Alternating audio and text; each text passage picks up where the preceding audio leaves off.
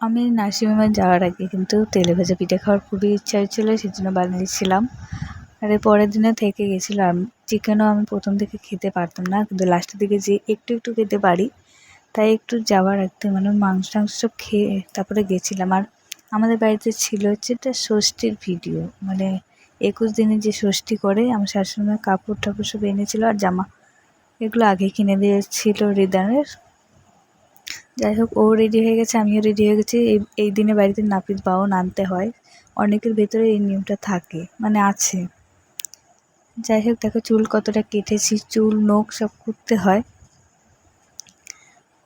যাই হোক, এখন চুল টুল সব সামলাতে পারবো না, তবু এতটা চুল রেখেছি। আর শখের চুল আমার এগুলো, অনেক ছোট থেকে রেখেছি।